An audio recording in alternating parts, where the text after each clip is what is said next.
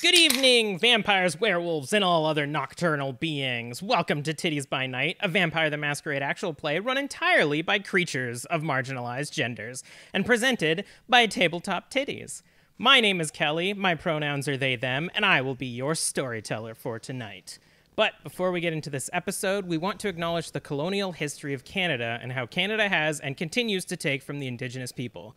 The effects of colonization are still felt to this day, and we acknowledge that this episode is being recorded on the stolen land of the Secwepemc, Semiahmoo, Katzie, Kwantlen, Squamish, Musqueam, Tsleil-Waututh. Yes, and Coast Salish First Nations, sorry. And if you would like to know more about the effects of colonization and support some Indigenous charities and organizations, you can go to the resources page on our website at tabletoptiddies.com/resources. With me, I am joined by the investigators of the occult and unusual.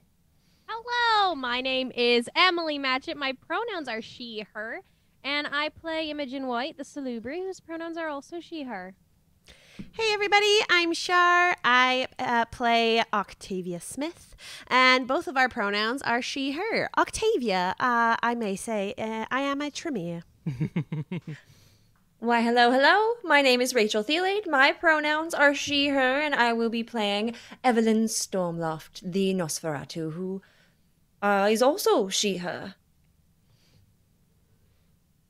It's me, Sirenscape. We are using Sirenscape for our stream. It helps make it more atmospheric, more spooky, more fun. It's free to use. You can check them out at sirenscape.com.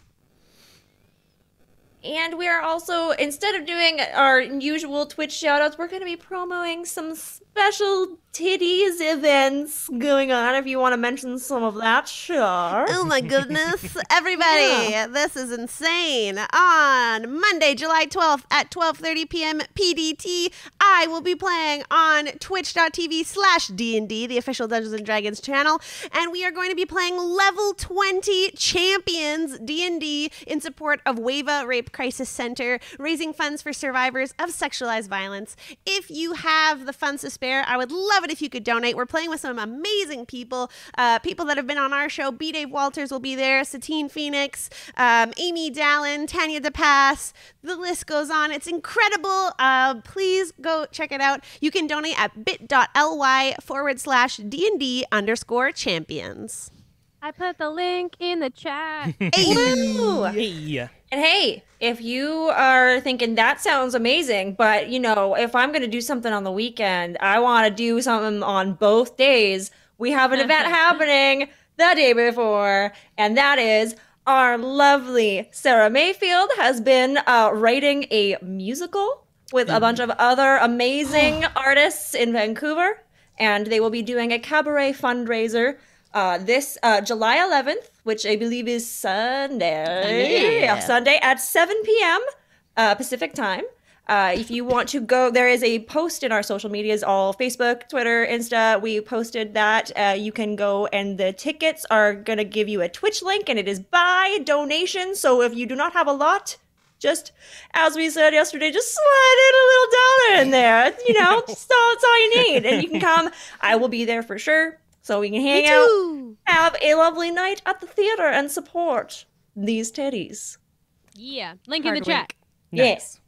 I am already regretting wearing this toque. Oh no! I got risky. So potential trigger warnings for this episode. As with last episode, there may be scenes of violence, gore, cannibalism, manipulation, and lack of empathy for human life. So if any of that is a trigger for you, please feel free to not watch. Skip this episode, come back to the next one. Yeah, exactly. Be safe. Skedaddle and just come back later. Exactly. We want you to feel good and safe. So, last time on Tiddies By Night, which was some time ago, the investigators of the occult and unusual prepared for their evening out on the town. Imogen, Octavia, and Evelyn were brought to the Palace Theater, where they were met with Olive Lee, who played gracious host for the night.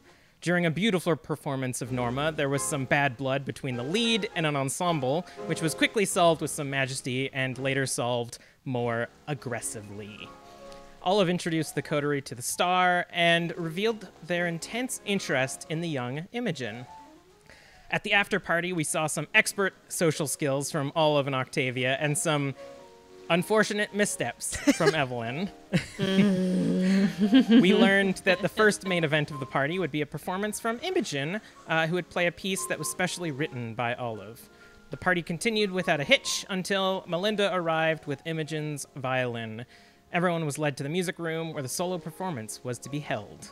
With all eyes on Imogen and Olive's anticipation at an all-time high, the music began, and it was amateurish. The sheer shock and disappointment struck Olive, who immediately lost all willpower and fell into torpor. So we are going to pick up basically immediately after this happening. There's a deafening quiet. Oh, I picked music that wasn't a deafening quiet. Whatever. The audience being like, oh my goodness, what just happened? Oh, Gasps! oh my goodness. There's a tense feeling in the air as Melinda rushes out of the audience to Olive's side. In a moment, she swiftly bends down and with a strength you didn't anticipate, hefts Olive's stiff body into a bridal carry. Without saying a word, Melinda drifts out of the room and down the hallway. An awkward few moments pass until finally you hear one person begin to clap aggressively. It's me! Encore! Encore! You see a thicker-looking middle-aged man with glossy red hair and a very striking Gothic style clapping alone in the back, with apparently Octavia instead.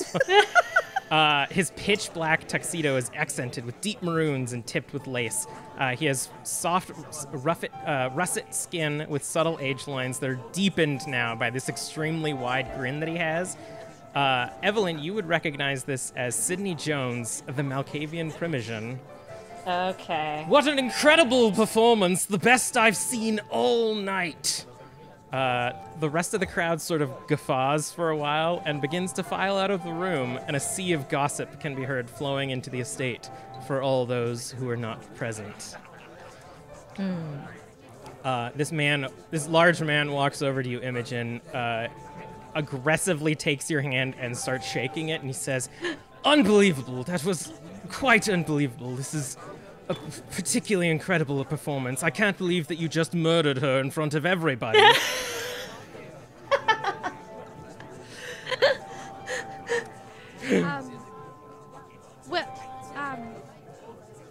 Thank you. Oh, no. I dare say thank you, miss.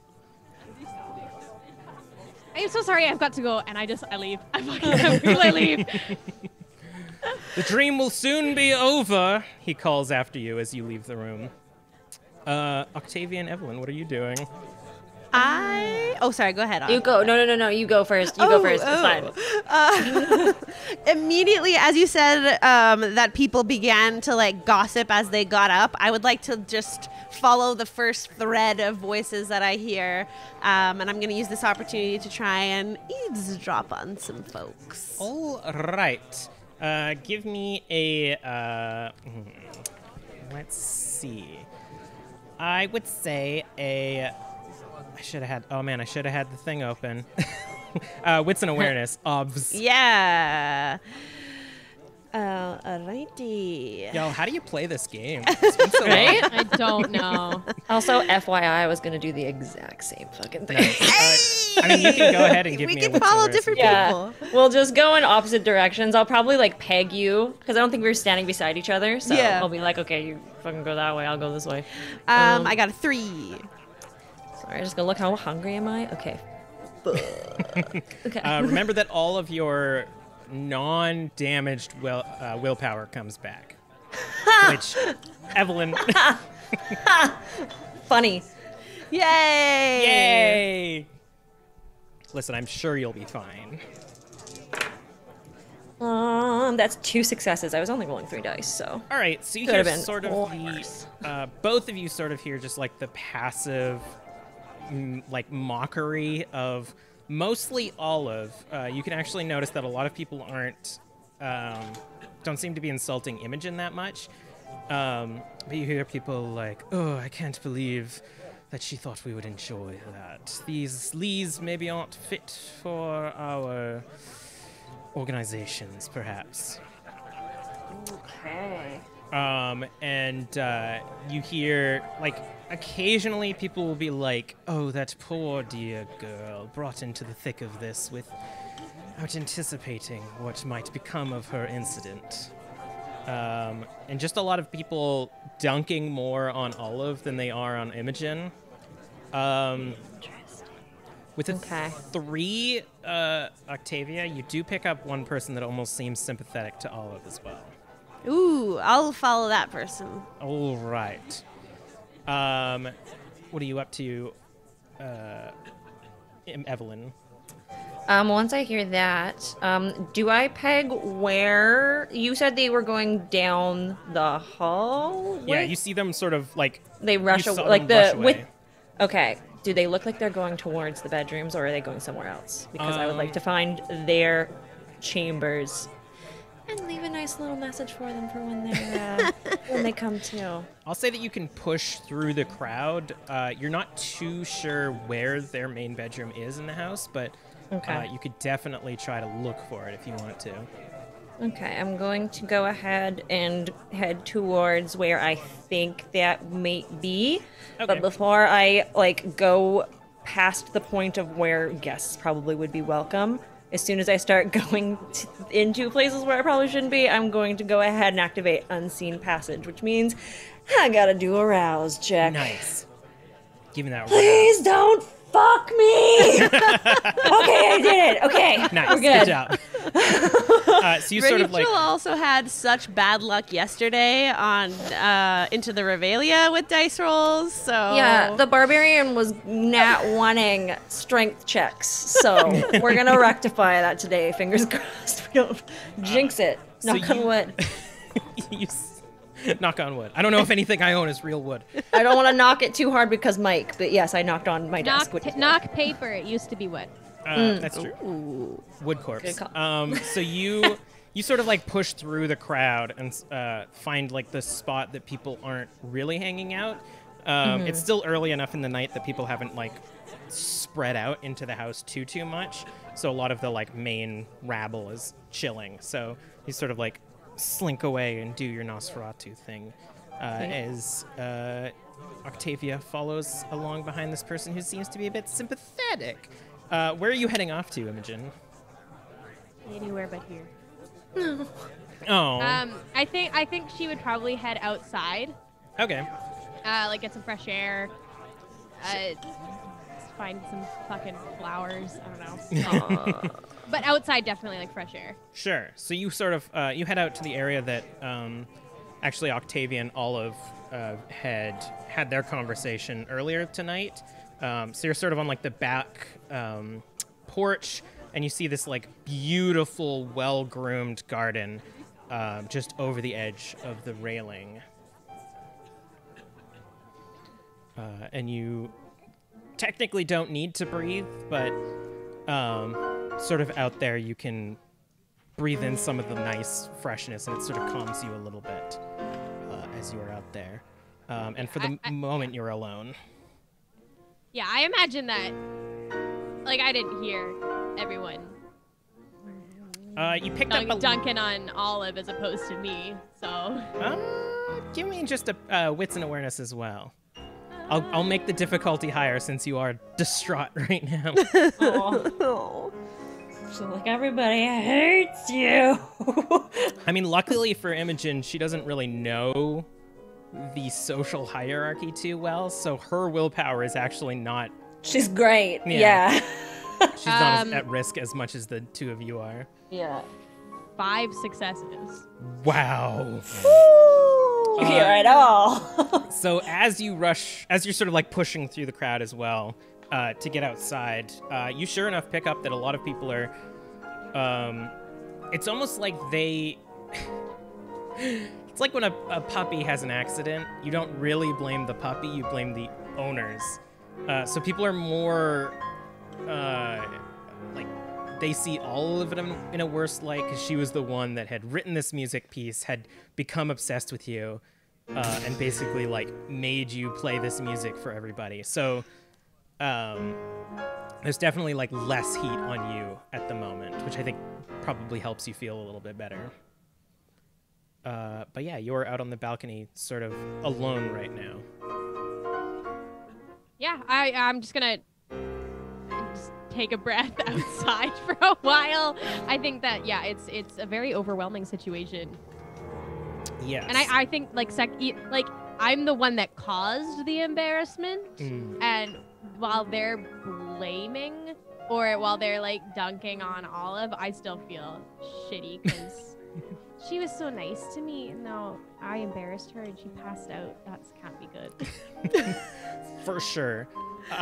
With that high wits as well, as you're sort of like trying to calm down and feel better, you notice there's like large bay windows that have been like curtained closed.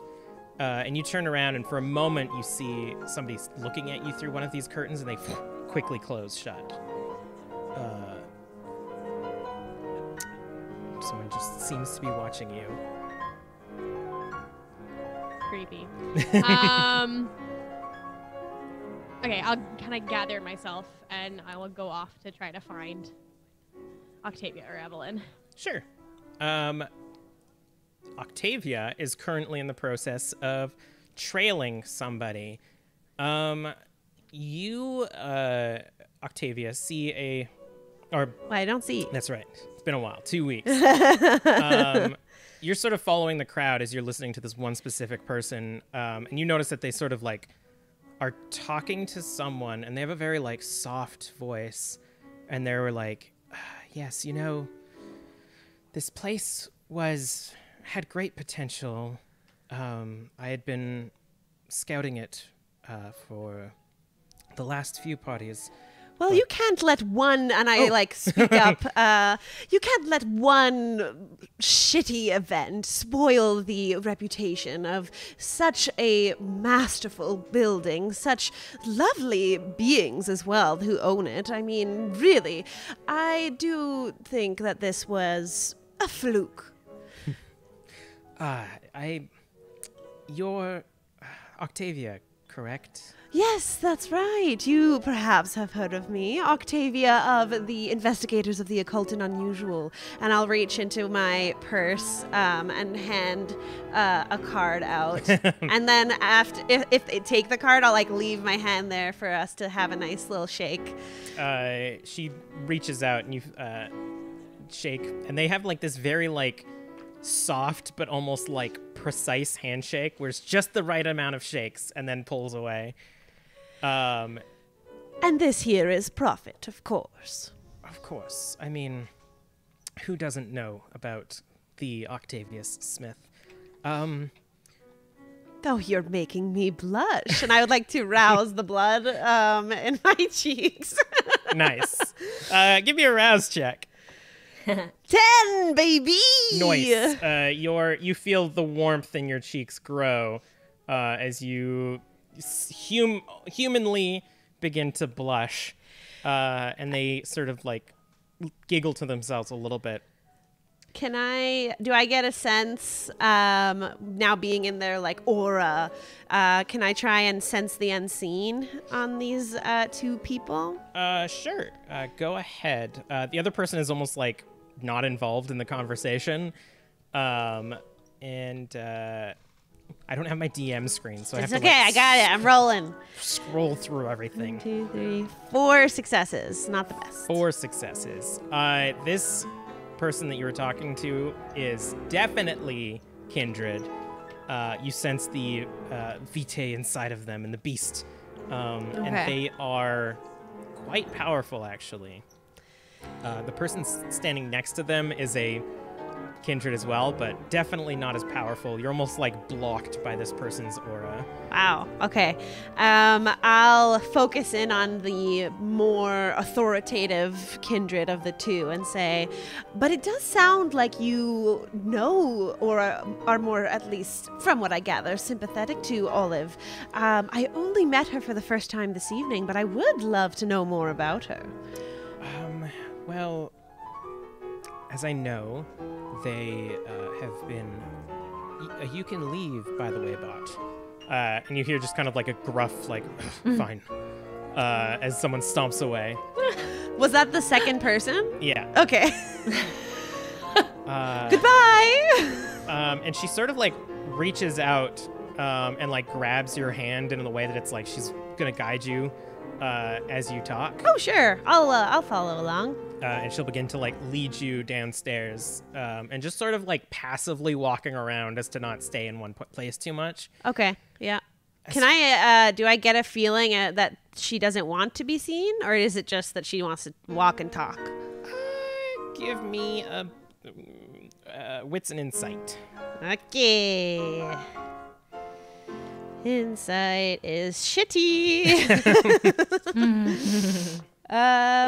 Wow. Bestial failure. Oof. 3 ones. Oh, no. Oof, boy. I mean, remember, if you haven't taken too much damage, you can roll your willpower. You're not me. Yeah. So. Remind me what happens if I don't do that. You will get hungrier, and I will play a clip from your from your sire. I don't want to get hungrier in a place filled with humans I don't know, so I'll let me reroll. I'll spend a willpower. Okay, 1 success. You're not sure. It's like, hey, let's grab a drink and walk for a bit. Okay. Kind of situation. Sure. I'll let myself be led and try and be amicable. As far as I know, the Lees were in Paris for some time.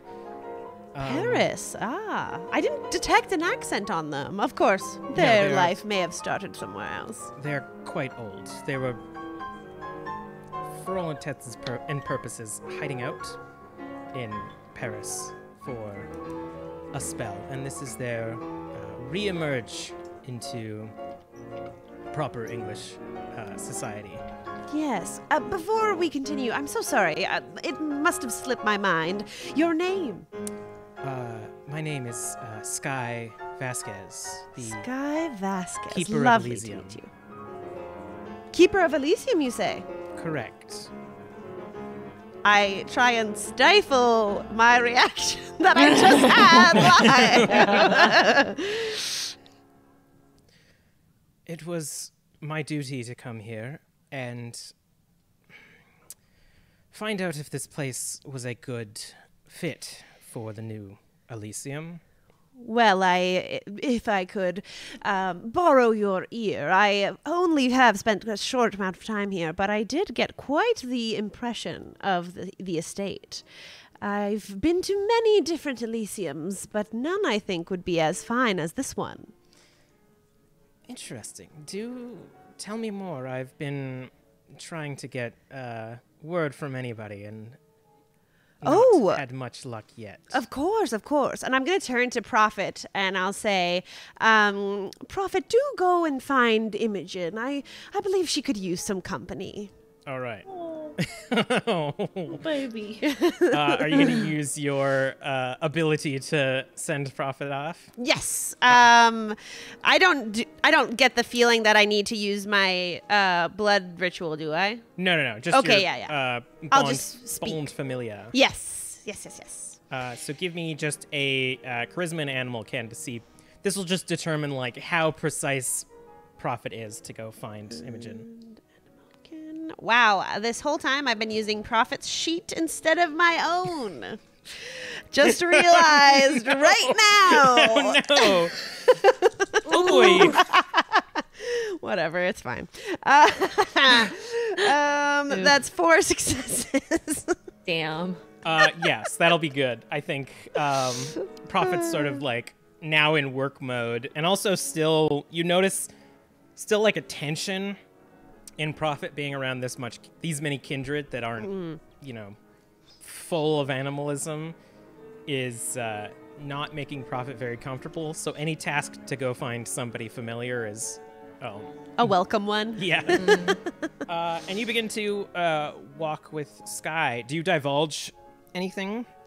I'll just I don't mind doing a roll for this, but what I'm trying to get across, I'm trying to like talk them up. I'm trying to, I'll describe like all the lavish luxuries that I came across in the garden, in the hallway, how courteous they were to us. Sure. All that jazz. Give me you're trying to just be like friendly, sort of chatting more than manipulative. And like kind of persuasive. Okay. Yeah. So give me a charisma and persuasion then. Can I add my beauty to this role? Yes, I would say so. I forgot that I can add 2 dice to social rolls if they think this is I'm like purdy. the first main social thing we've done, so. Oh, baby, that's more like it. All right, 1, 2, 3, 4, 5, 6, 7, 8 successes. Hoo boy. Heck yeah. So as you're sort of like, you're walking through the halls, and as you do, they're like pointing out the things that you're mentioning. They're like, yes, the crown molding is excellent. It's clear that the Lees brought a lot of their estate over here to make this place grand. It's just like walking on clouds with this carpet. By the time that your interaction with this person is over, you almost get the sense that their holding your hand is less guiding you now and almost using you as support, as you are draining them of their social willpower through these interactions. Oh. Ooh. Interesting. And they've sort of guided you back into like this main room. They tell you like, please, once your dog has arrived, find yourself something to drink. You've been quite a help. I will talk to you later. And sort of just like pats your hand and walks away. Ta-ta. I like would just wave and I'll take a nice seat and just listen in to my surroundings. Sounds good. Evelyn, you are sneaking through the estate. Give me a, let's say, wits and investigation, I suppose. Wits and investigation, you say? Okay. You are trying to find the master bedroom. Indeed. Oh, that sounds like a lot of dice. That was only 4 dice. What? Oh, wow. That is 2 successes. All right, that's not too bad. I think you especially being like having been well off at some point, understand some of the like layout and the best place for the master bedroom, for the perfect view of the garden and whatnot. Yeah. So you're feeling like still pretty drained at this point. So being away from people has kind of like helped with that. Yeah. And on the top floor, you find grand double doors that must be the master bedroom. And looking around, you see that nobody has really made their way to this location yet. The party hasn't gotten that wild. Fair. Is it open or is it locked? You go and it is locked. I would like to try to pick the lock or open it somehow. All right. That would be, listen, dexterity and I want to say it was subterfuge or larceny. I believe it was larceny. I think it was larceny. Yes. I think that was a calendar month ago that we had this discussion. We're like, what is that? And you were no, like, that's more like it. That's a lot of dice. ooh, baby. Woo! Oh boy. All right. 1, 2, 3, 4, 5 successes. Nice. Just like butter. Whatever thieves' tools you have, just slide in, and it's one of those old-timey locks where there's like maybe 2 teeth on the key. Like, why even lock a door? Why would they even? I'm sure they don't have many people breaking into their home. So yeah. Maybe if this place becomes Elysium, they'll start to lock their precious stuff. Yeah. Okay. Well, while we're here, we're gonna look. Obviously, hope there's nobody in here. Like, hopefully they didn't lock themselves in here. I don't think they came up here, but yeah, you don't see awkward. any evidence of them coming this way. Amazing. And as you enter, it's dimly lit just because of the light coming through the hallway. There's those curtains up on the window, and none of the candles or gas lamps have been lit in here yet. But through the dim light of the hallway, you see this grand 4-post bed with like elaborate draperies coming down it. You see a massive armoire and just dresses lining the wall, and just every finery that you could ever imagine is in this room. Even entering, there's like this, there's this old sanguine scent of blood, but there's also this, like, again, masked perfectly with a pairing perfume that makes it smell just delectable in here. Right. Would they have a desk or, like, place of some sort where they would keep any papers of importance? Yeah, you can find, like, one of those, like, elaborate, like, white carved work desks. Okay. With one of those, what do they call it? Almost like a lectern that you would open up, and there's just a bunch of papers. You also notice a finely crafted device that you would recognize as a braille stamping device. Oh, interesting. Okay. I mean, that's how they sent the invitation, I'm assuming. So, of course. Yeah. All right. Can I snoop about in these papers to see before I write them a little parting letter? Sure. To see if there's anything of importance that I might want to make note of. Give me just a quick investigation and wits. Okay. You find ledgers that have been forged again for some reason. What? A conspiracy! That was 3 successes. Ooh, nice. You find a bunch of, like, the just the nicest paper that they had sent the letters on, just a stack of this fine these fine papers. You find a few, like, love letters to Melinda from, like, fans and stuff. Some of them are kind of creepy. And, like, some of them mention, like, enclosed presents and gifts and whatnot. Gross. You also notice a letter that seems to be signed from the prince. Is it open? It is. Can I read it? Yes. It is basically a formal welcome to the city, mentioning how their gifts and their presence has been greatly appreciated in London. And it also makes mention of the potential of this place becoming the new Elysium, and that they are sending somebody to scope it out. Oh, okay. Is this the first? I think this is the first I'm hearing of the Elysium. Yes, definitely. Scouting. Okay, good. I'm definitely going to keep note of that. And then I'm going to, I'm assuming there is the fancy paper, but they obviously might have a pen or Yeah, you find, like, just the gaudiest the fucking gaudiest, most elaborate stationery set, I'm sure. Yeah, nothing is done with typewriter in this house. No. So I'm going to go ahead and write them a little letter. Nice. Them as in Olive specifically. Cool. And I have it written out, and I would like to read it All right. because I have prepared it. Ooh, Perfect. spicy! All right, so Olive, it does seem as if things did not go as planned for you tonight. People have started talking about your eye for talent. Not the best impression for one in charge of the theater. And all that talk about the harpy. Rumors spread like the plague, and the rats in the sewers know a thing about spreading plagues. If you wish to talk more, you know where to find me. And I just sign it E. Boy. And leave it on the E, and then just leave it on the desk. Snap, slap, Wow. snap! I need you to... Wow. I mean, you might just fucking kill Olive when she reads this. Uh-huh.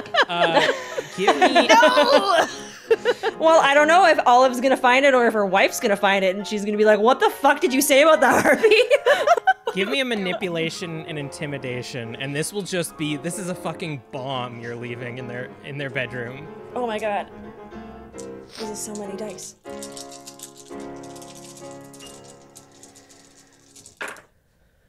Two, three, four, 5 successes, and 2 of them were 10s.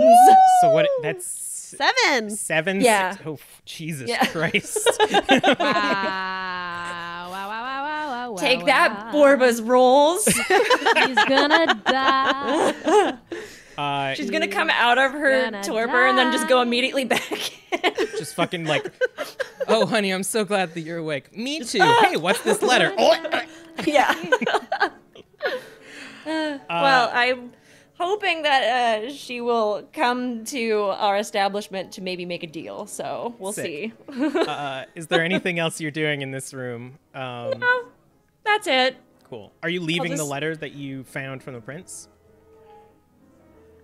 You know what? No. I'm gonna take it. Oh boy. Fuck it.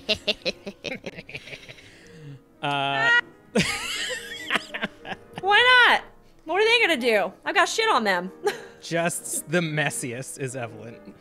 I love how we're accidentally, or not accidentally, but like not knowingly playing good cop, bad cop in this Oh, yeah. situation. A little bit. Hoo boy. All right, so we leave as Evelyn just slick as possible closes the door. You've just managed to pick it again behind you, and walk back toward the party, I assume? Yeah. All right. I don't know what else I'd want to do in there. That was my goal for right now. So There's other places to snoop. there are. But I will I'll let you- keep. How about as I walk back, I'll keep an eye out to see if there would be any like important things or important rooms as I pass. I'm assuming this would be like the bedroom-ish, like living quarters area. Yeah, like the living wing sort of place. Cool. So we will come back to you for that. Imogen, as you are coming back into the estate to find your friends, you see a familiar dog coming towards you with like precision intent. Why, hello there. You looking for me? Kind of like comes up and rubs your leg, or I guess your leg is protected by a large layer of dress. So I bend down and I scratch him behind his ears. yeah, just kind of like, and then like immediately looks back to where he came from. Should we go then? I'll follow you. Starts walking again back into the party. Give me another wits and awareness real quick.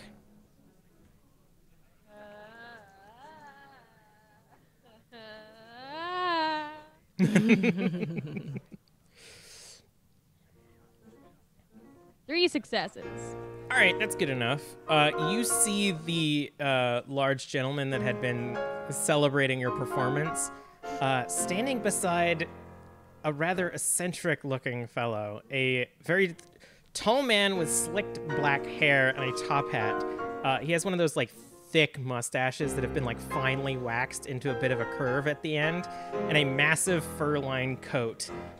He sports a straight dark wooden cane with an opal on the top, and he has a teal tuxedo that has polished Oxford shoes with metal along the front.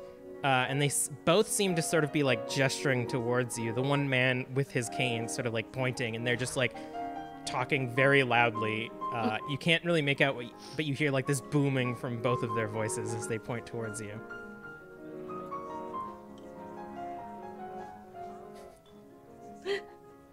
I don't know what I want to do with that.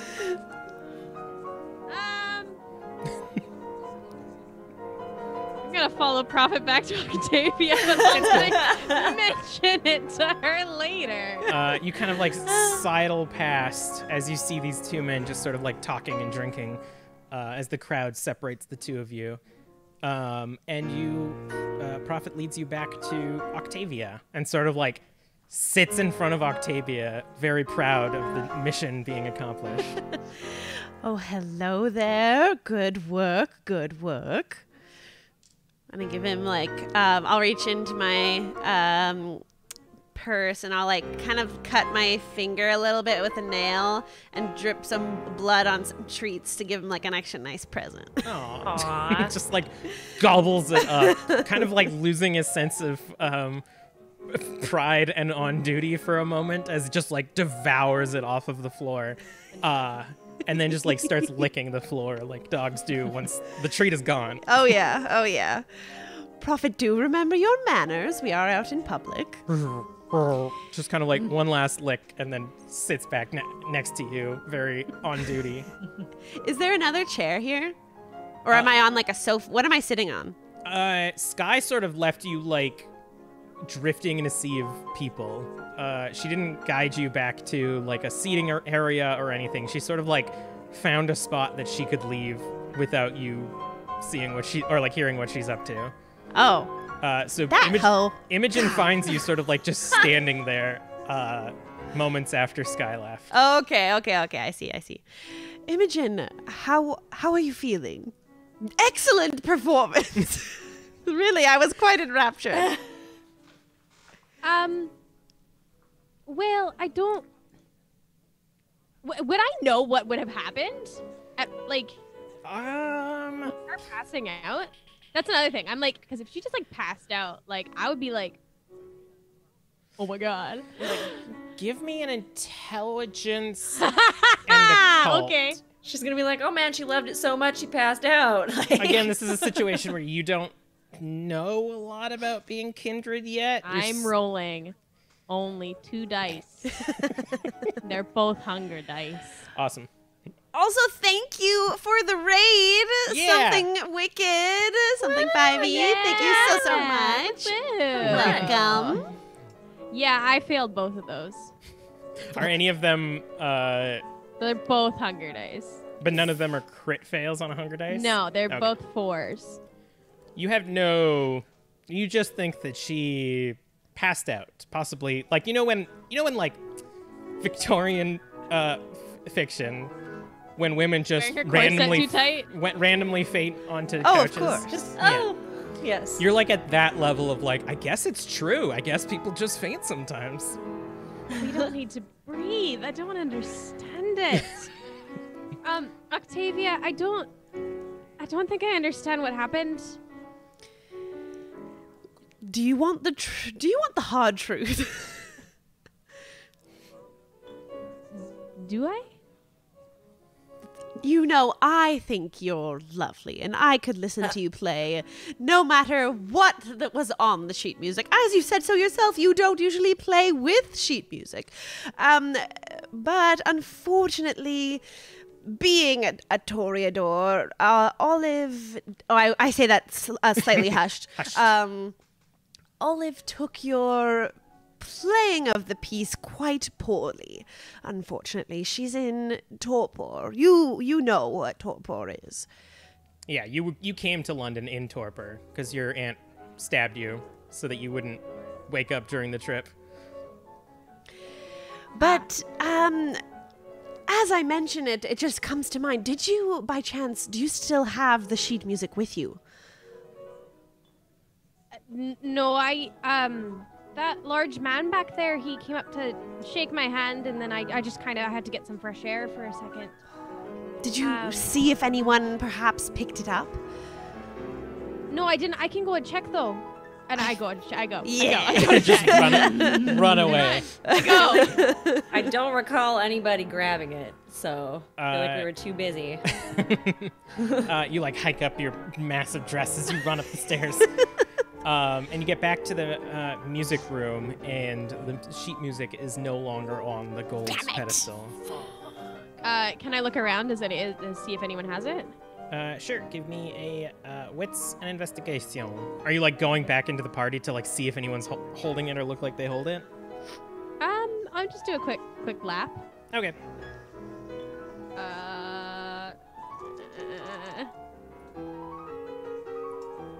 2 successes. You don't find any evidence of the sheet music, unfortunately. But as you're sort of like doing a quick lap around the party, you keep noticing these 2 individuals like popping up in different locations, seeming to be like incredibly focused on you as you're like making your way through the party. The 2 dudes? Yeah.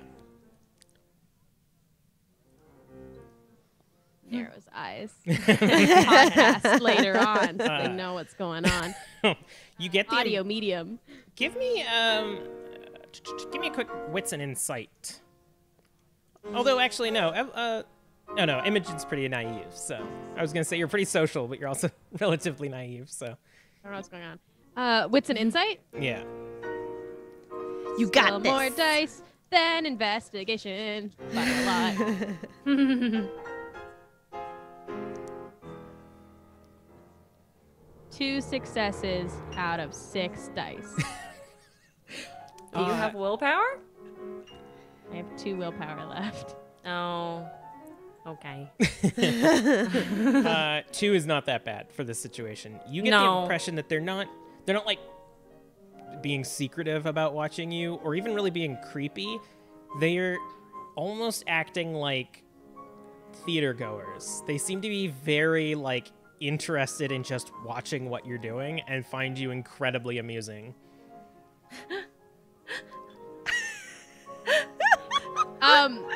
Can I? I'd have to sense the beast to find out if they were vampires. Yeah. Yes, which also not- would tell you if they were aggressive against you. We're not. Well, because they would get aggressive against me if they were vampires, Callie. Because my eye would start bleeding. Oh, that's true. Yes, of course. So we're just gonna not do that. You know what? Fuck it. I'm like march right up to them. Excuse me. Yes. Can I help you with something? I noticed that you were watching me. Yes, I told my friend about your performance, and he was just tickled, and we were just bemused watching you. This is my friend, Baron Snyder, and the Primogen like directs towards this fanciful lad, Baron Snyder, named after Snyder's Return on Twitter. If you tweet about the show using hashtag #TTTiddies, you might get an NPC named after you. And the Baron says to you, "Yes, I didn't have a chance to watch your performance, but my friend here seems to believe that it was the grandest performance that he'd ever seen. Somebody died, I heard. Just died." Well, actually, she just passed out, you know, because she was wearing her corset a little too tight. So maybe you shouldn't just assume that someone died. That's awful. I'm gonna whisper that last part. The Baron kind of like smacks Sydney on the shoulder and says, "You told me somebody died." And Sydney says, "Well, listen, this is all a dream, so maybe things changed. It's all fine. Don't worry about it." I'm sorry, did you say it's all a dream? Well, yes. Surely something as embarrassing as this must be a dream. I must be asleep. I pinch him. Ow! Everybody knows that's a myth and a lie. That's not. No, it's real. Have you ever pinched Absolutely. yourself in a dream? Well, not in a while, but I have. Well, next time you sleep, perhaps now, you can pinch yourself, but this is my dream, you see. You can't wake up from it. It's your. I'm concerned about this man. I think he needs serious help. Imogen's first Malkavian. I'll be right back. Oh, and I go get Octavia because I'm concerned about this man. Yes, go about your business. We'll just be watching. And they both just sort of watch you run away. Here's the thing, though. Imogen's like not that bright. She might be questioning whether or not she's in someone else's dream right now. Oh. Do it. Follow the thread. I'm questioning if I'm in someone else's dream right now. I'll go up to Octavia, and I pinch her. How do I feel? You wake up. No. It's Octavia's dream the entire time. I mean, Imogen's not that strong. I mean, none of you are really I that mean, a strong. pinch is a pinch. Yeah, so you get a little pinch. I had 3 Ow! younger siblings. I know how to give a pinch. That's Yeah. true. You get a strong Irish pinch. Thank you. Ow! So it's not a dream then, is it? Imogen, why did you just pinch me? Well, those two men back there, they said that they were in a dream. And then I pinched him and he said he didn't wake up, but it didn't work because he said it was a myth. What? That's what I said. Come with me, and I put my arm out, and I'm like, come on. We're like, look at them. Come with me. Okay, as we walk, can I think of any, does that ring any bell to me? Let's see. Give me an intelligence and occult, I guess. Okay, and as I'm thinking about this, I'll ask, Imogen, do you think that they were kindred? Well, I don't know. I could have checked, but I didn't want, just in case they were, to the bleeding in the eye and the all of that. Yes. Fair. I mean, did you get a good look at them as you were speaking? This doesn't ring a bell for me. One success. One success. Y'all, you might be in a dream. I don't know what to tell you. And not even our own. I pinched myself. Does anything happen? You get it hurts a little bit. Not as much as you remember it hurting when you were not kindred, but a little bit. They were wearing really fancy, outrageous clothing. I mean, aren't we all? I feel so fabulous that I twirl my skirt a little bit in very Imogen fashion. You hear, oh! Okay, sorry. I'm in a dream. I pinched myself again. Because what just happened? How hard are you pinching yourself? Not enough to cause damage, Kelly. Yes. Yeah, you're still fine. It just kind of hurts a bit. Are we over to the men? Yeah, okay. Ooh, the plot thickens. Hello. You are coming across Octavia Smith, renowned oracle of the investigators of the occult and unusual. May I be of service? You hear one man say, "Oh, I don't think I've met you. How are you here?" And then the other person's like, "Well, obviously you've seen her on the streets, so must be a construct, I suppose.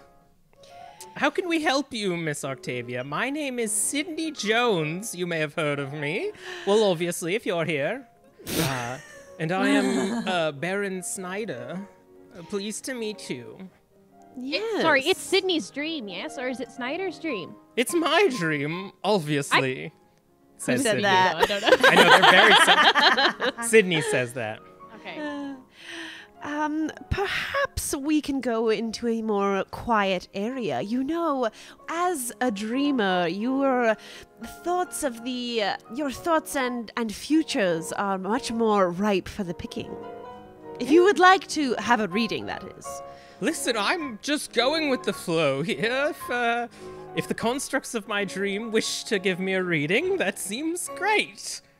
Snyder, would you care to come with me? And Snyder's like, of course, I'm here for the ride. I have a question. What happens if we separate the two of you and then Snyder knows that it's not a dream because I separated him from the person who was dreaming? I don't know what you're talking about. He'll always be here. He's always in my dreams. I grab Snyder by the hand and run to the other side of the room. He doesn't even a little bit stop. You hear just like the clapping of his metal shoes, almost like tap dancing shoes, as he's just chasing after you, laughing as you pull him away. And you are just, the four of you are standing on opposite sides of this like grand meeting room, and a few people are like watching you now curiously. Oh boy. I've already made a fool of myself. I don't care anymore. Oh, sorry, go ahead. Baron Snyder, if this was his dream, we would just disappear, wouldn't we? I don't think that's how it works. How does it work then? When someone comes back into the visual of your dream, you know what they've done, don't you? No? Well, maybe you aren't a very good dreamer then. Ah! Funnily enough, kindred don't dream. You would know this. They just sort of... But I'm still offended. I march back over to Octavia and Sydney Jones.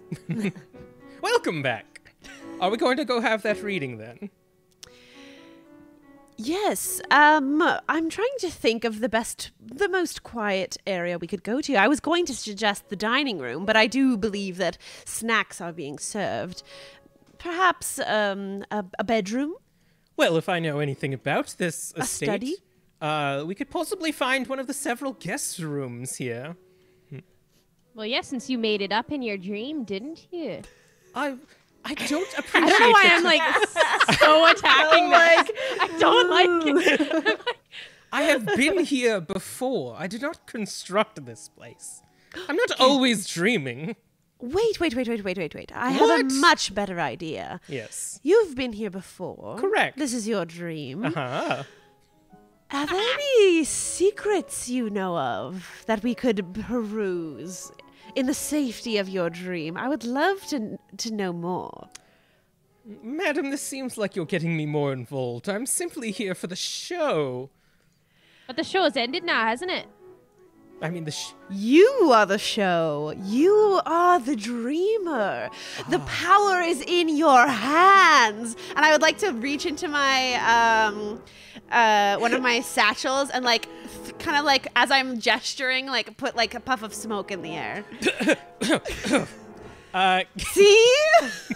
From your hands. Give me a manipulation and persuasion. Also, are you guys like talking about this super loudly so everybody else in the party can hear you? Like, I've already made a fool of myself, Evelyn. secrets. Manipulation. I What? made someone die. I mean, faint, but No, somebody died, I swear. she didn't die. She just passed out. It's not very nice to see someone died if they didn't die. What am I rolling? We've all technically died. Ironically, man- exactly what happened in Imogen's life. Manipulation and persuasion. Persuasion. Oh, fuck me. I'm not doing so good. Does this count as convinced crowd? Convinced crowd of 2. Can that be? That's my special. Well, I'd say there too. Convinced crowd of 3. Profits there as well. It's Oh my god! Four's a crowd. That's what it's called. Yes. Okay.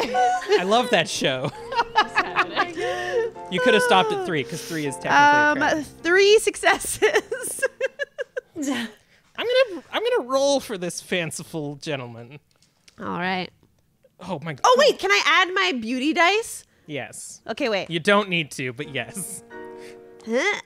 2 more successes. 5. Hoo boy. I mean that and combined with Imogen's innate like childlike appearance that nobody questions.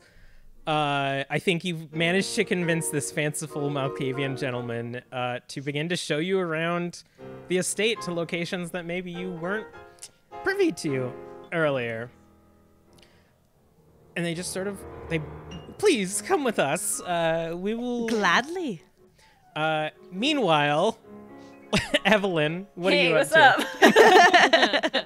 up? I would like, on my way back to the party, I would think Evelyn would try to check the rooms on her way back if there was anything interesting and anything that she could look at on her way. If there Sure. was perhaps Of course. look at the list of rooms here. I think there were bedrooms, several Yeah. guest bedrooms. There was a library, I think, but I don't know if that's in the same place. So the way as this this. works is Yeah. that there are the specific locations, and then guest bedroom. There are so many guest bedrooms that I've actually made a random encounter chart. Oh, okay. So if you wish to go to a specific room, you can, or if you want to fling open a guest bedroom door and see what happens, you can do that as well. I feel like the interesting stuff wouldn't be in the guest bedrooms, or at least the interesting. I mean, we're about to go into a guest bedroom. Yeah. So Yeah, I think feel we're like- very interesting. I feel like the secrets aren't going to be kept in the guest bedrooms. So perhaps, I think perhaps the study is where I would like to go right now. All right. If that is on my route. I don't know. I'm sure I'll try to find my way there and then kind of circle back. If that is possible.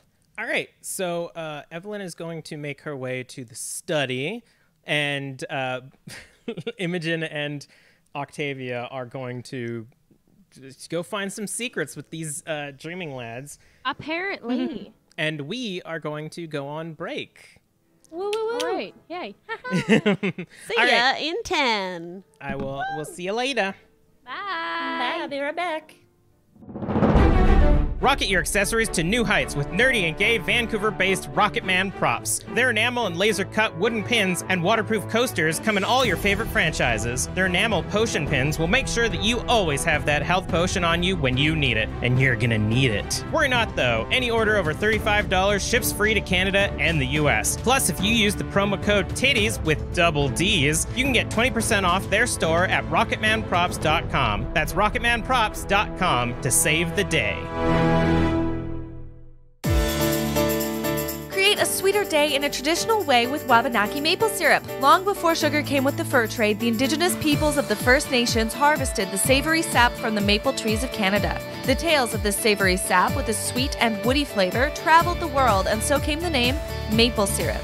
The tradition was passed from generation to generation, and as the maple moon rose each spring, the harvest of nature's rich tree sap began. Today, Wabanaki Maple Syrup has created a twist on a traditional culture with their signature line of barrel-aged maple syrup products of bourbon, whiskey, and toasted oak. Proudly 100% Indigenous female-owned and located on Nugukuk Tobique First Nation, Wabanaki Maple is proud to introduce you to this tradition that's shared by many peoples of the Wabanaki Confederacy. Discover a piece of history and taste our land's cultural fabric in every bottle at wabanaki.com. That's WABANAKI maple.com. Hello. Vampire noises. So, we left off with Evelyn heading off to the study. Indeed. I'm going to say with your previous role, and again, your knowledge of, like, fine estates, you've basically, like, clocked the architecture of this place and basically know where everything is. Sweet. I love that. You've been exploring. I'm not going to make you roll again. I love that for me. You find a hallway that leads sort of midway, becomes a bit more higher peaked. And there's like a set of doors. This is a massive estate, by the way. It's like anybody who could get lost in this place easily. And you check the door, and it is unlocked for the first time. Wow. As you enter, you see a collection of modern technology placed everywhere around this large room. You see what you assume is a working camera. You see like the newest version of the like phonograph. You see like examples of like prototypes of like steam engines and various things like up on. It almost looks like a museum rather than a study. You see a few desks with like a clutter of paper in the wastebasket next to it. And you see a familiar figure to you. You see sort of like rummaging through some of the cabinets is a pale figure with decayed skin covered in barely healed scabs. You recognize Tanita Landry, one of your Nosferatu crew, who is definitely not supposed to be here. As she hears the door, she like turns around, and you see her needle-like teeth. I am hiding right now. Would she see me? I'm assuming she'd probably try to sense the unseen or something. So she would have heard the door open, but not actually see you. Okay, amazing. And you see as she turns around, she's like fairly skinny, like and gnarled, kind of like a corpse, but she has a large, bloated, kind of like distended stomach that as she turns kind of like wiggles like it's full of liquid. As she kind of like turns around, and her like shulled outfit just hangs around her, and she just smiles with her wide, sharp teeth. Doesn't seem to notice anybody. Well, I think I'm gonna just saunter right up behind her and go. Sorry, we haven't discussed her name. What was her name again? Her name was Tanita Landry. Tanita. Okay. She, they. Amazing. Just gonna write that down. Perfect. Same. Well, I'm gonna saunter right up behind her if it will allow me to, since I'm still sneak in. Yes. And just straight up just call her out and be like, "What are you doing here, Tanita?" Mistress, I didn't... What are you doing here? Working. Of course. I believe I asked you a question, and you work for me. She kind of like recoils, and like you hear like almost like crunching from her joints as she like falls back, and she says, "Old Billy told me that you might need assistance, and he wasn't going to come here alone. So he sent me here." You do realize what I will have to do to you if you get caught, yes? I don't plan on getting caught. I'm very aware of all of the other kindred here. You just snuck up on me, mistress. If I snuck up on you, do you think the others will not do the same? No. I was doing a very good job until you showed up. Clearly not. Well, since you're here, you might as well tell me what you found. Well, they have just the newest crap that I've ever seen. These toreadors sure live high, don't they? Yes. I haven't been able to find anything. I saw a bunch of scraps of paper in that garbage over there of what appears to be scribbles on lines, but I don't know what they are. Does she doesn't read. I take it. Okay. Nope. Amazing. A lot of Well. your spies don't read. A lot of word of mouth amongst the Nosferatu Well. and your crew. You see, not being able to read is all well and good, but it doesn't do you much good when you need to be in the higher places in life, now does it? Now, That's true. Should I just grab everything I see then? I'm sorry. I could go back, and she kind of like goes back to the bin and starts grabbing the paper and just like holding it. Tanita, Yes. stop. All right. Just stop. Just drops it on the floor. Just. What are you looking for? Maybe I can help you find it. I'm looking for any information on perhaps the music that they wrote. Did you hear any music while you were here? There was a performance. No, I've been staying away from most people in this house. Very good. I did teach you something, didn't I? Yes. I say it's very sarcastically. Well, did you perhaps get any information on the Lees? Anything you overheard while you were sneaking about? I don't know. I've never seen them before, but I did hear a very loud rustling down the hall from a single person breaking off from the party. Heavy steps. I heard heavy steps. Heavy steps, you say? Yes. All right. Good work, Tanita.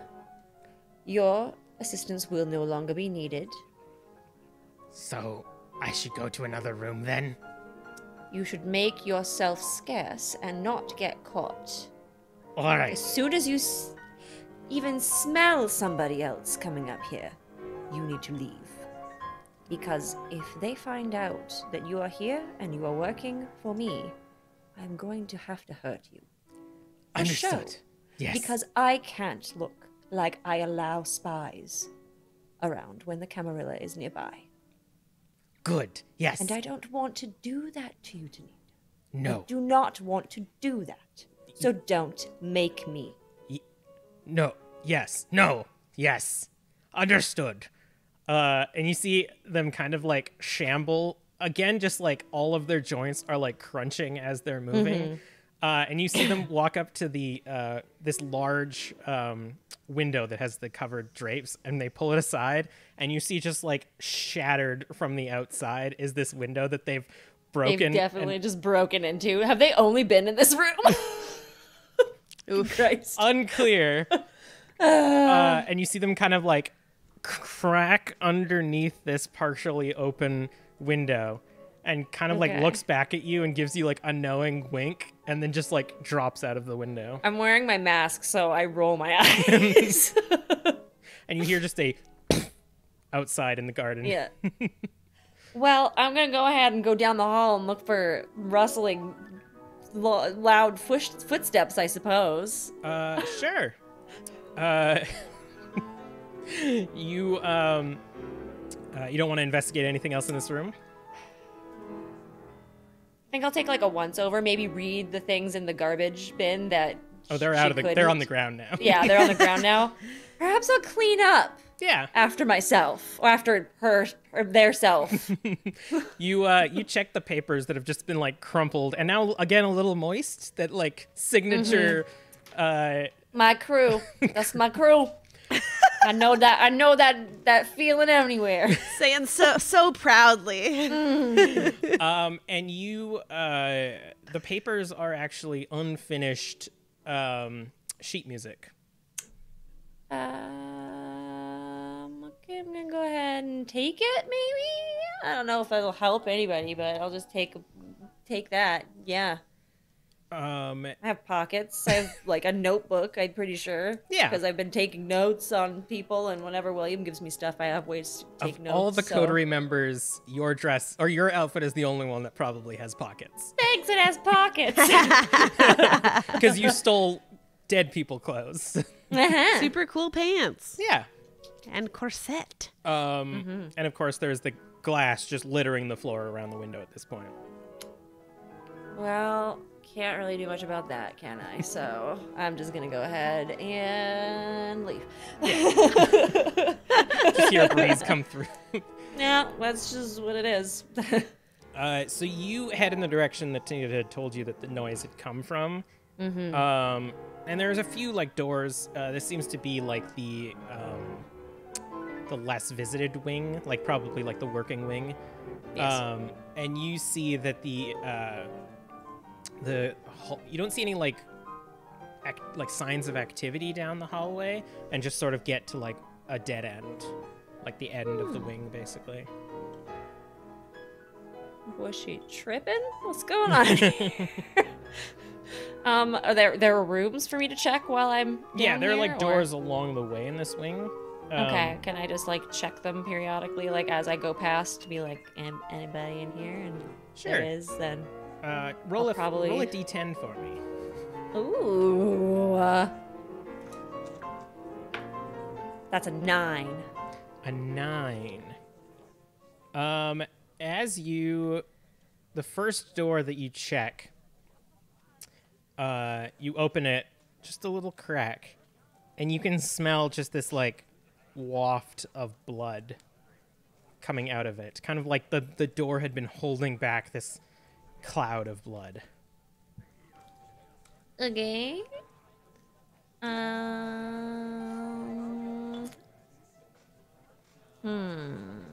gonna go ahead and like open the door like a little bit more. I am still unseen passaging, I assume, because I didn't actually like turn it off. I just talked to my person and they knew I was there. So, unless that is not how it works, I am not the expert here. Yeah, it's like until you make like a big noise or like smell too bad. Which is the best. I mean, there's a lot of blood going on in this room, so I feel like any smell that I have is gonna be overpowered by whatever blood is happening up in this business.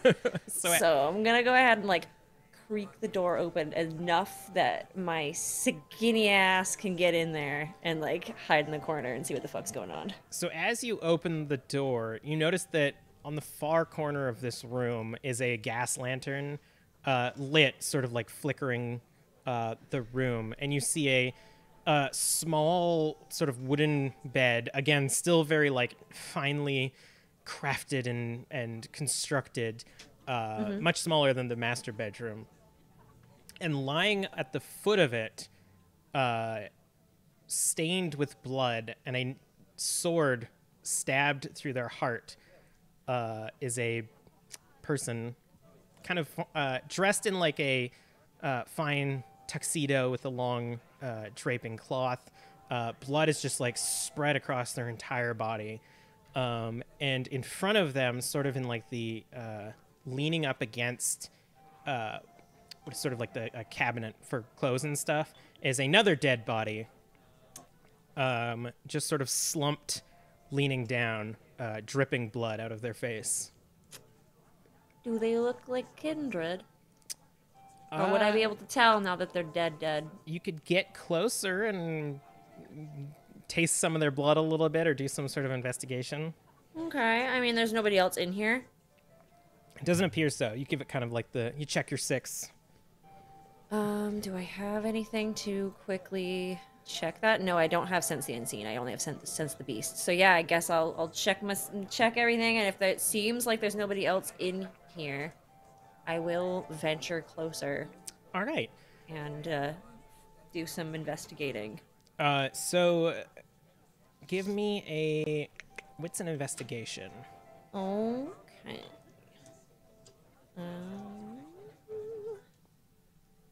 Oh, there's too many dice in here now. Let's get those out of the way.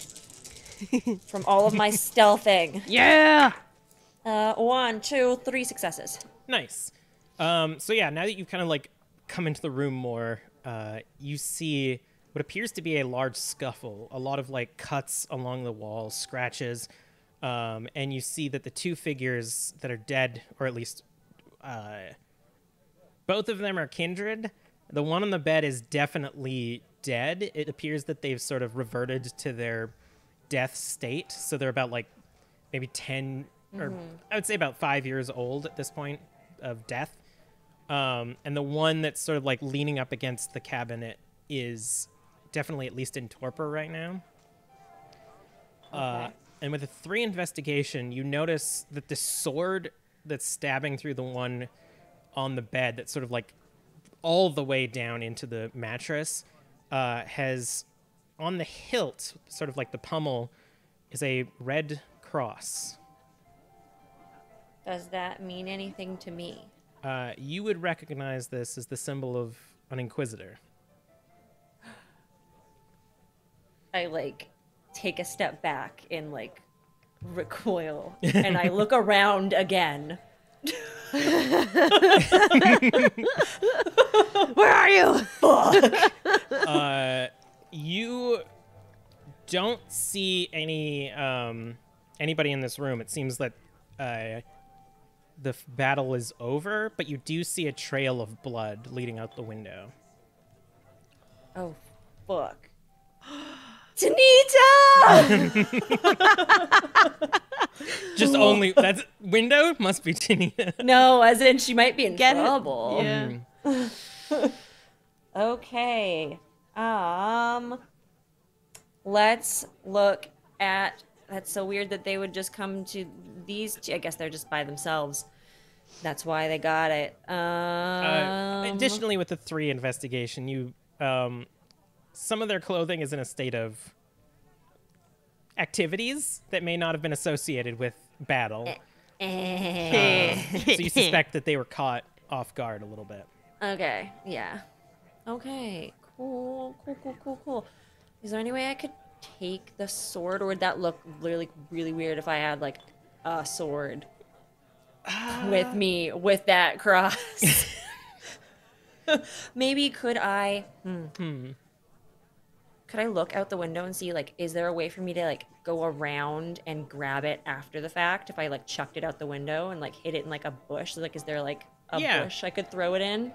So looking out the window, the lantern light is still sort of, like, flickering the outside. You can see that there's, like, some hedge work along the edge of this window that has been crashed. So, like, the window is open, blood is trailing out. The like windowsill itself has sort of this like almost coagulated pool, and the hedges have sort of like broken as if something fell onto it. And you can kind of like piece together what part of the estate you are at right now, and could potentially come back later from the outside. Okay, I'm gonna chuck the sword into one of the hedges then, just kind of. Sure. Get it out of here so that I can come back and get it later, because I think that will be useful for investigating further. I don't know if Octavia would have a way to, like, identify any other things about it, so... Give me a quick strength and athletics to pull this thing out of the mattress, body? the baseboard, and a little bit of the floor. Strength and athletics, you said? Yeah. I actually have a decent amount of... Oh, wait, no, hold on. 1, 2, 3. I did one too many dice there. It's a good thing I double-checked that. That is 2 successes. All right. So, yeah. I'll say you succeed, but it takes a while. Takes a little bit longer than I wanted and to. as you do, you're like carving this body a little bit as you like put your feet up on the bed, pull, and it's like slicing, and this body's just sort of like moving and squelching. But you manage to like eventually pull it out, and it's this fairly long, well-crafted broadsword. You recognize it as well-crafted based on your father's profession. Okay. And yeah, you see the body just sort of like slump some more as it's at this point kind of like shriveled like the Crypt Keeper. Yes. Okay.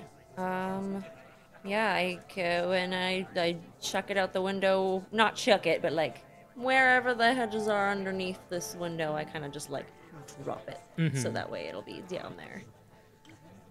And you just kind of like see it stick out of the hedge a little bit. Yeah, I'm sure is it enough that as long as nobody's back there looking, it will be hidden? A lot of the like staff right now are occupied with the party, so probably no one's doing I gardening. probably at won't midnight. like leave it to like there overnight. It'll probably like when we're leaving, I'll be like, hold on, I'm gonna go outside for a second and just go grab it and then be like, okay, let's leave. Sounds good. Cool. I'll just do a quick once over of the dead body. And look and see if I can identify who it was. Maybe. Give me a. I mean, both of them, I guess, because I'm like, who has been attacked? Yeah, I'll call this a streetwise maybe. I'm like etiquette. I don't know. What's the rule for? Do I know people in the community? Right. I think that might be. I mean, streetwise is. Let's call it. You can choose. So give me an intelligence and either a streetwise or etiquette. Because I imagine streetwise would also be like, you're the queen of the underground. That well, I have all your spies know the kindred. Nothing in etiquette, so Heck yes. we're gonna go ahead and go streetwise. 2 successes again. Yeah. At this point of decay, you're not too sure. Even the other guy. I guess the other guy's not decayed, but I also don't know if I would recognize him. So So the body on the bed you wouldn't really recognize because of the decay. As you sort of like crouch down and look at the other person who's slouched over, you kind of like lift up their face, and as you do, they look at you and go and start coughing up blood and grab your hand. what happened? Vite, please. Oh, I mean, fuck. I guess. Sure. And they're going to like fervishly grab your wrist and just start drinking. Yeah. How much are you going to give them? I don't want to. I'm already at 2 hunger. I'm probably gonna go hunting after this, anyways. I'll do it. Let's go enough to gain a hunger. I want to be able to give me information about what the fuck happened. So. Gonna give them 2? Gonna give them 2? You said, or 1? One. I do not want to be at 4 hunger.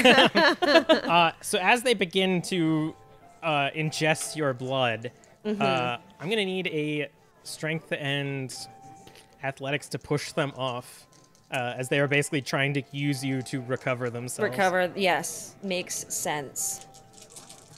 Come on, Evelyn. That's 3 successes. Ooh. There's a bit of a struggle as you like push back, but you haven't managed to pull them away as their face is just dripping with your blood now.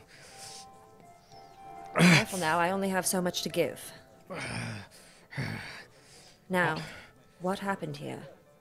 Kind of like wipes their face. I don't know. I heard someone come through the window, and before I knew it, we'd been taken down. There was at least 3 of them. I think I managed to got one of the bastards. Okay. I mean, I assume you didn't see where the injured ran off to. Kind of like with his now bloody hand, points at the windowsill and he says, He just with any luck, he left a bit of himself behind. Oh shit! I don't have fucking vials. Fuck, I'm gonna have to. My eyes went so wide. Yeah. Okay. Do I have like a napkin or something? Is there like fabric that I could like soak it in the blood? There's a lot of Can I grab one of the sheets and like rip a piece off and like soak it in the blood? Yeah. So as you go and like rip some of the sheets, you see this one man kind of like lift himself up, and you can see now that as he gets up, his intestines start to kind of like fall out of his stomach, and he just holds them with one hand, and he's like, I'll be fine. And he goes over to the person on the bed and kind of like puts a hand on their cheek and said, can't believe they fucking got Archie. And you managed to rip some of the cloth off. Okay, well, I'm gonna go soak the blood on the sill where we think they ran off to. All right. So you kind of like drench the sheet in blood. Yeah, and then I have that coat that I have wrapped around me. I assume that has a pocket that's not where I put the sheet music. Yeah. So I believe it was a men's coat, so there's too many there's pockets. multiple pockets. Yes, I'm going The privilege. Yeah. Yes. So yeah, that'll go in there. I will then look to this kindred and I will say, I'm truly sorry. Do you need... I have associates that might be able to help you heal further? I don't know. Or even if... I will take this with me. I hold out the blood and I'm like, I have associates that will be able to hopefully find out more information about who did this. You see him walk over to the other side of the bed from where you ripped and just tear, like, effortlessly this sheet in half and just, like, tightly wraps it around his midsection. Yeah. And, like, he says, with all due respect, I think I'll be fine. All right. If you get the bastards, devour them. With pleasure. And I will leave. Before you leave, he says, can you help? And you see he's like grabbing the legs of his partner. Oh, yes. Of course. And he moves to just chuck him out the window. Yeah, I will assist if that is what they would like me to help them with.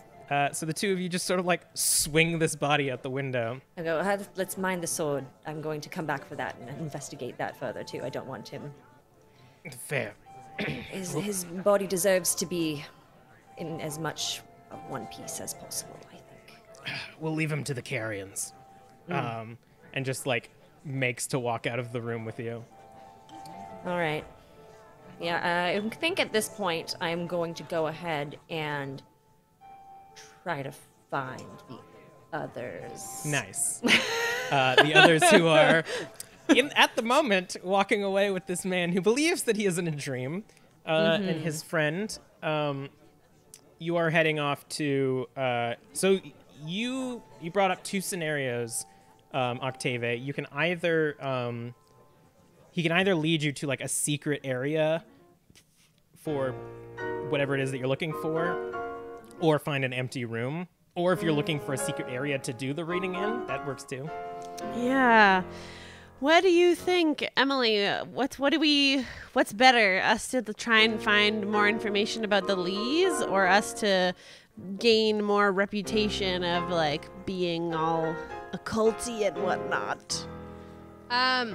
I feel like at this moment in time, we have these guys here, and they might make for good clients later on. Yeah. Okay, that's what I was thinking too. Yeah. All right. So you're just trying to impress them with your abilities? Yes, and I will make a point of saying I'm going to try and do it in ways that aren't too... I'll use my abilities, but try to do it in a way that seems very not vampiric. Okay. Because I'm not trying to be secretive about this. This is a great way. This is just good advertising. We got to put on a little show. Yeah, for sure. And I think also Octavia would probably know that the McAfees, the Malkavians are, if not as much, more seers than your average Tremere. So like your communing and stuff is through like precise learning. It's basically the difference between wizards and sorcerers. Like Malkavians, by being turned, inherently can commune with spirits and stuff, but in a like... Damn it. I'm up against my match. In kind of like a... it just happens, I guess. I don't know. And don't really follow up with it a lot. It's more like they just see shit. So the five of you go off, and the Baron and Sydney just seem as pleased as Punch to be involved in this, and they lead you away from the party. And once in a while, Sydney will like go up to a door, and he says, "One moment, let's see what's in here," and we'll open it and be like, "Nope, occupied.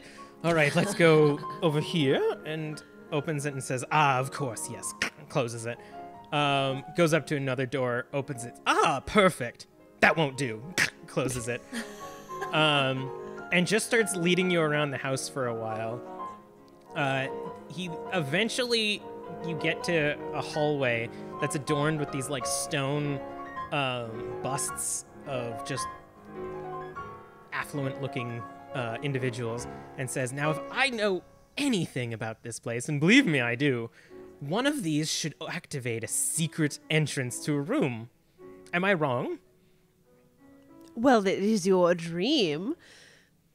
And just sort of like as he's staring at you, Imogen, just like a cat slowly slides it off of its pedestal, and it breaks on the ground.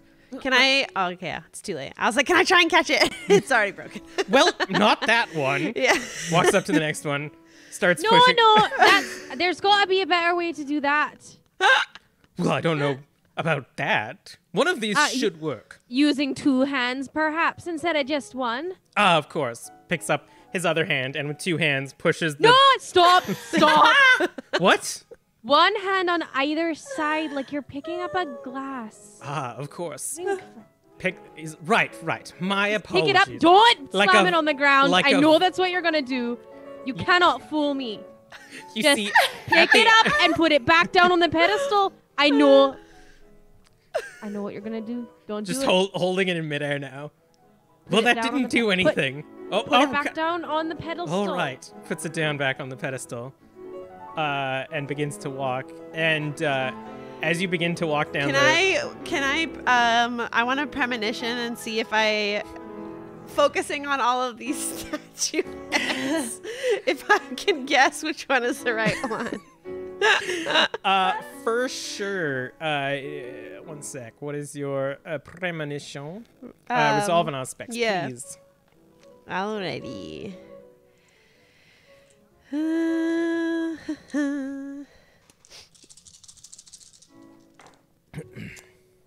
Damn, I'm not doing so good. 1.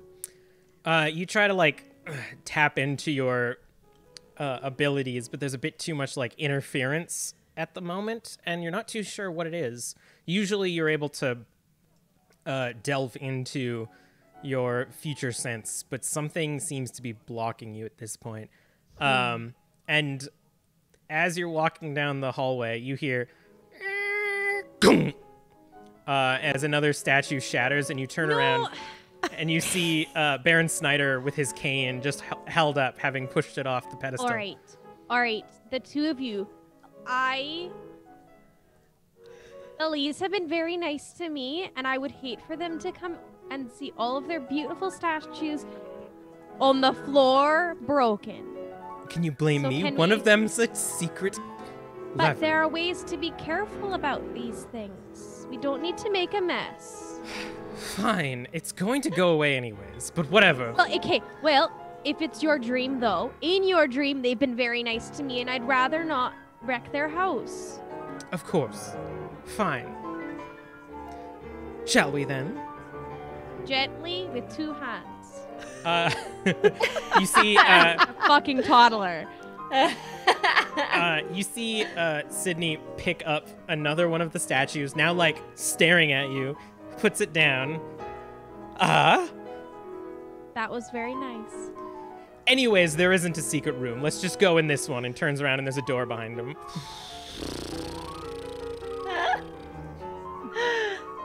Octavia, why are we here again? I am not one to be made an enemy of. And like, Octavia's mood has incredibly shifted, and she has like a scowl. Her eyebrows are like intensely furrowed. And Prophet like sits and growls. Well, there's no need for that. Are we still doing the reading? That's up to you. All right, let's go through this door then. And they go to open the door, and it is unlocked, and they open it, and you see what appears to be like a tea room, like a meeting room, or like a nice area, and there's already like a table set up in the middle for just people to sit and have afternoon tea. That's a thing, but for vampires. After midnight tea. Dinner. Octavia, will you be okay for a second? I just want to go clean up the mess that's in the hallway. Yes, of course. Okay, thank you. I'll be right back. And I go and I clean it the fuck up. See, I told you it would go away eventually. And they follow Octavia into the room. As Imogen, what are you doing with the broken? It's like fairly large pieces of these statues broken. I'm sure there's tapestries and curtains and shit. I'm putting it behind. I'm hiding it.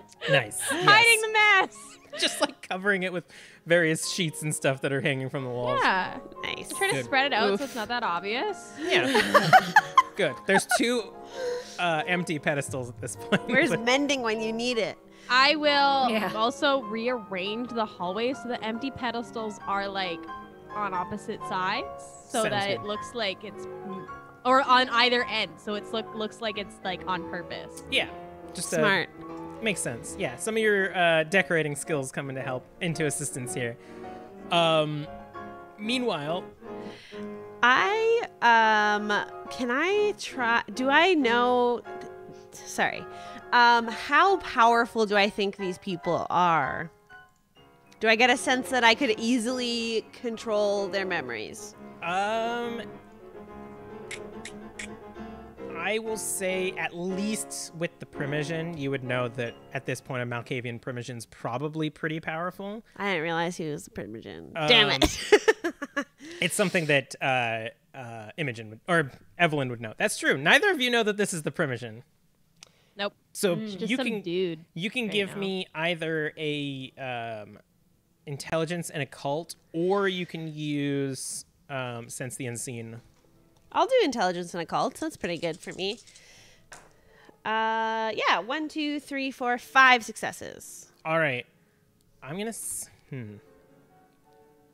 I will say at some point in Octavia's unlife, you have probably been at the same location as the Malkavian Primogen, and I'll say that you recognize their cadence. Okay, You've never actually had a one-on-one conversation with them, but It's just coming to me now. Damn it. Okay, then I'm not going to do what I was thinking of. However, you've never met this other person, and their behavior seems kind of odd. They're almost like playing hype man for Sydney. They don't seem to come across as having any of their own motivation. They're just along for the ride at this point. Oh, okay. Yeah. I was going to just cloud their memory and be like, you got the spookiest seance ever. It was so good, so dang good. Shoot. Okay, I'm going to take out, sorry, where are we? We're in a They've room like now. helped you. They've like pulled out your chair as proper gentlemen. Oh, thank you.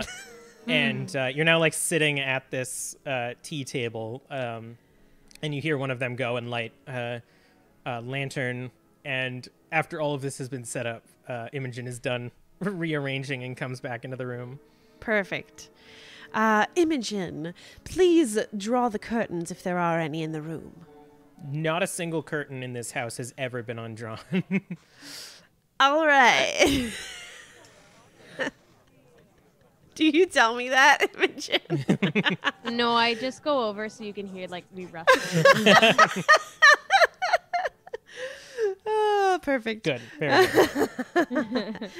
And Octavia's going to reach into her pocket and she's going to take out 3 different stones of various like crystal, like smooth, round stones and place them on the table. And she'll say, everyone choose a stone that speaks to you. None of them are talking yet. When are they supposed to say words? Metaphorically. Ah, right. Am I partaking in this too, Octavia? Oh, or- of course, Imogen. All right. Ladies first. If you would like. I pick up the prettiest stone there is. If there's one that sparkles a little bit, I'll take that one. Oh, yeah, there's a quartz one for sure. Take it. Is there anyone with like, you know when stones get those like intricate veins through them as there's like geode? Oh, yeah. Yeah. There's like an amethyst rock here. So that's Right like through kind the of the crystal? inside part. Yeah, Yeah. the crystal-y part. Sydney will grab that one. And you said there was only 4? There's 3. Everybody gets their own. I Okay, don't need except one. for you. Yeah. Snyder will be like, does the dog get one?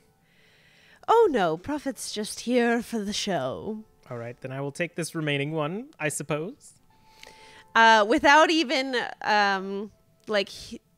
thinking about it, she just says, "Oh, malachite, very, very excellent choice." And A geologist, I see. Is that the trick that you know rocks? Please place the stones in the palms of your hands and grasp them as tightly as you can. These will be your link to the spirit world. All right. You see Sydney just like excitedly does this, and Snyder like looks over for confirmation and also does this. And then I'm just gonna premonition again. I don't know. Good. All right, roll me a. I guess for this one we'll do a rouse. The first one was free. But Okay, we'll do a rouse for this one. Bullshit.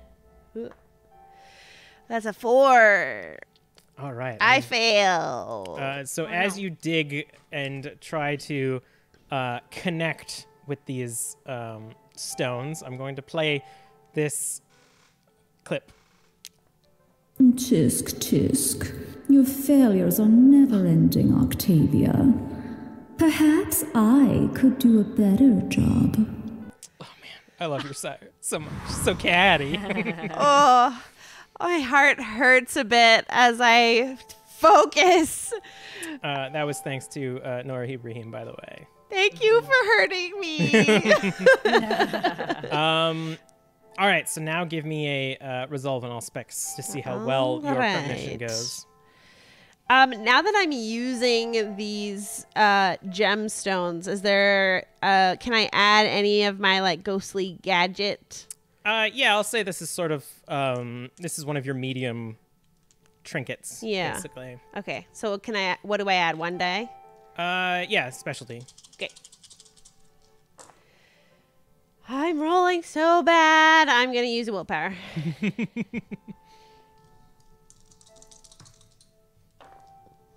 Okay, that was worth it because I had 110 and now I have 2. So 1, 2, 3, 4, 5, 6, 7. 7 successes. Yes, with the counting the 2 10s. So as you focus and your 3 participants are holding on to these stones, you feel yourself drift out of your own body as you are lifted up into the air, and you get sort of that like vertigo feeling of your stomach dropping, and you stop almost as if you've hit a wall, but it's a like soft wall, and your body is, as you're doing your premonition, is trying to break through this wall, and as you push, it's like pushing up against your efforts, and as you try to pull your hands back, you feel that you are stuck. Imogen, Yes. for the first time during any of Octavia's premonitions, you also feel yourself drift away from your body as you were lifted up into the air. A new experience for you. And sort of like the side of your head pushes up against this wall as well. And you feel like your ear and the side of your face kind of gets stuck.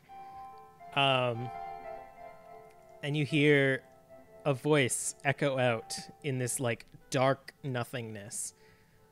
Ah, you've woken up, I see. Interesting. Welcome, I guess, to the waking world. Is this the voice of the person that we were speaking to before? Yeah, this is Sydney. Tell me more, friend.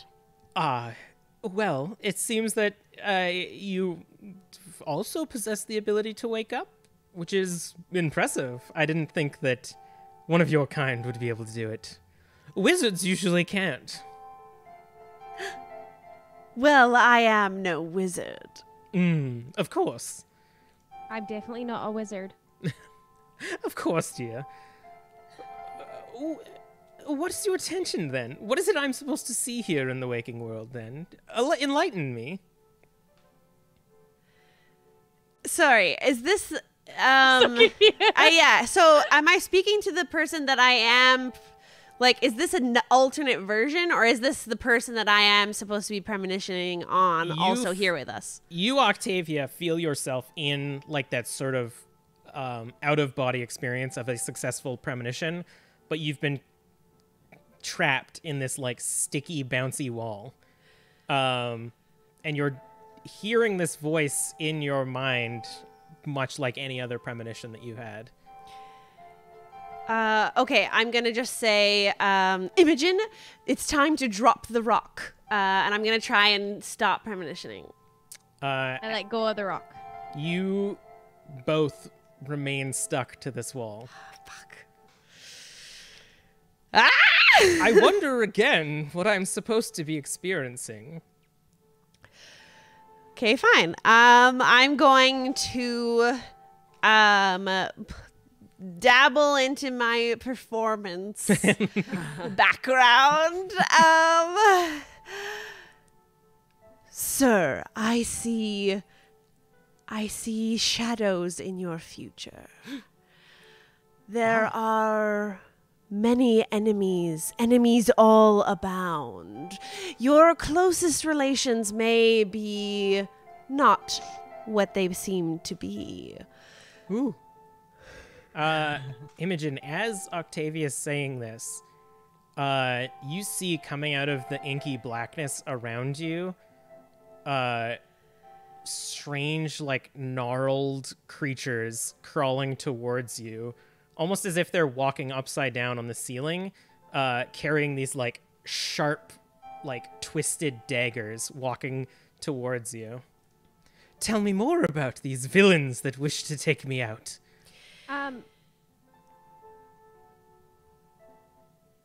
Go ahead. I don't have the rock anymore.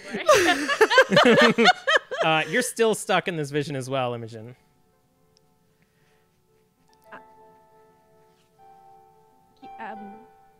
Keep going, I guess.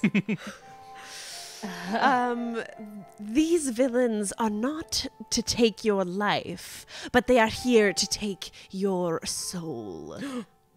Heavens! As Octavia says this, the daggers disappear, and you see, like, spectral wisps coming around their hands, kind of, like, sucking towards them, as they're now just sort of, like, creating this circle around you. For one who does not dream, this will be an easy task. Ooh. Octavia, it's really happening out here. Do I hear Imogen? Yeah, you hear the whispers of Imogen. Everything that you're saying is actually happening. Right now? Do I feel... Is that supposed to happen? Do I feel like... am I in danger? You're not... You feel weirdly in control of this situation. As Imogen says that, you become innately aware that as you've been talking, like you've heard like growls that have sort of shifted into like wispy breathing, and like you get the sense that you are constructing a narrative in this space with your words successfully. Okay. I'll say these enemies that you face are not something that can be defeated alone. You need a team of an occult or perhaps unusual nature to help you overcome these obstacles. You see Imogen standing upside down on the ceiling of this vision are armor-clad, paladin-looking figures carrying swords, rushing towards these creatures and lopping off their heads, and then standing around very, like, brave and heroic-looking. Yes, I see it. Search for the doctor who lingers in the shadows. She will be able to guide you on your quest. You see Imogen. And that's like, yeah, I'm meaning to like provide the image of Evelyn. All right, yeah. You see like almost like a caricature of Evelyn appear. Just this like, again, very regal looking, wearing like a black doctor's outfit, clutching their chest, just like nobly standing next to these paladins. Yes, I will. I will look for this person. I would hate to lose my soul to the darkness. But you must pay well, for her services are not cheap. Of course, I wouldn't expect such a thing. And you see just like piles of money appear at the feet of this doctor. This currency is not one used in the normal world, for she dabbles in secrets. Ah, secrets, of course. I have lots of those. And this is all the information I may give you, my sweet. Excellent. Then I think it is time to sleep again. And as he says that, the both of you just feel like plummeting back into your own bodies as just this sickening feeling of like dropping beneath you. And you wake up around the table. Well, there you have it. Is the rock in my hand? It's like scattered across the table as if like in your state you had like threw it. Okay. Well, that was interesting. It's been quite some time since I've woken up. I'm so sorry, Snyder, that you aren't able to see it. What is Snyder just you hear the rock go on the table, and he says, "That's fine. I'm not very interested in the waking world." I'll take out the like little pouch that holds the rocks and crystals, and I'll just leave it open in front of me. Please, the conduits are needing to be recharged. Of course, I can feel it. And Sydney and Snyder put their rock away. Your rock, Imogen, is like in the middle of the table. I grab mine and I put it back. But if you'll excuse us, we must be going. Of course. This has been enlightening. I have someone to look up. You understand, don't you? I just give like a knowing slight smirk as I stand up out of my chair and have Prophet guide me out of the room. Perfect. So you leave Sydney and Snyder to sort of like, they start whispering in hushed tones as you leave the room and walk out into the party. Evelyn, you were looking for the two of them, right? I was, yes. So as you sort of walk out into the main entrance area, you can see Octavia and Imogen and Prophet sort of up on top of the balcony, walking basically in your direction. Okay. Are the other two, are the Malkavians just chilling in there now, or? Yeah, they stayed in that room. Okay, cool. I'm going to go to them, I guess, and The 4 of you meet up. well, I had a bit of an interesting encounter. We have a situation. Dude, I honestly don't think that anything could top what that just happened to us. Oh, I think it might. I floated I look up to the visibly ceiling. like shaken, by the way. Like, not usual for Evelyn to look this, like, serious. What's wrong? I pass over the bloody sheet nonsense to Octavia, and I go, we are going to need to have this analyzed, and I have an Inquisitor's sword to pick up from outside. And I look at her knowingly. Did I know what that means? Yeah. I say that hushed, but I say it. I feel like the Inquisition would be one of the first things that your fellow kindred would warn you about. There. I'll take this sheet. I can't do too much out in the open. We need to I find understand. another place. Yes. I assumed we might even take it back to our Yes. shop, our lab, or Are we thinking something. Olive? Do we know, like, what is the situation with Olive? Are we thinking that, like, they'll come back? Are we, like, is it rude to leave when, like, the hosts aren't here? Who's got the highest etiquette amongst all of you? I feel like God. this group is etiquette I have light. 0 etiquette. 2. Yeah, that's not a thing I have. I have just 2. I would just say passively that Imogen would know that it's rude to leave a party before the hosts have seen you off. It's not very nice to leave. Also, I'd like to apologize for not doing the best job of her song. Well, we could wait, or we could see if others are making their exit and do the same when it seems that we are part of a crowd. If they do not return, that is. It is possible that they are just not in the mood to do so. Each of you give me a wits and awareness.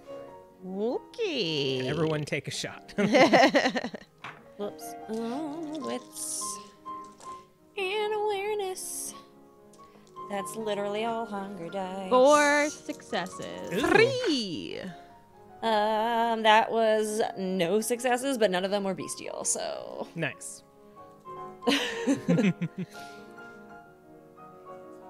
What did you get, Shar? 3. 3? So Imogen and Evelyn would notice approaching quite hurriedly compared to the rest of the crowd. Would I? I did not Oh, sorry. get any successes. Octavia and Imogen, sorry. Like, what? Evelyn's still a little bit shook. But the other two notice hurriedly coming up to you. Somebody grabs Octavia by the shoulders and sort of like whispers enough that a lot of you can hear and says, "Please, you must come. The Ladies Lee need your assistance greatly. Please, it is of the utmost importance. Follow me." And that's where we're going to end it. Pew, pew, pew. What a wacky apple. All right. Housekeeping. Housekeeping. The easiest way to support Tabletop Tiddies is to become a patron at patreon.com/Tabletop Tiddies. Got lots of cool stuff up there. And I'll do another shout out for our newest producer level Patreon blunderbuss hornswaggle. Thank you so much. Thank you. That I can say that name. You can check out our merch at tabletoptiddies.threadless.com. And if you did not catch the stream last night, we are keeping all of our Pride collection up year-round so that we can continue to support Community, which is a nonprofit in Vancouver that works to improve queer, trans, and two-spirit lives. Come back on Tuesday for Into the Revelia, our D&D campaign. Make sure you're following us on social media at Tabletop Tiddies, and if you tweet using hashtag TTTiddies, we might name an NPC after you, just like Baron Snyder in this episode. Heck yes. What a sensible lad. Today our Indiegogo thank you goes out to Colleen Davis. Thank you. That's Kelly's mom. Hey. Thanks, Shout out. Colleen. And all of this information can be found on our website, which is www.tabletoptiddies.com. And every time I said titties, it was with double D's, if you know what I mean. Yeah. Yeah, buddy. Bye. Yeah. Bye. Bye. Good night, everyone.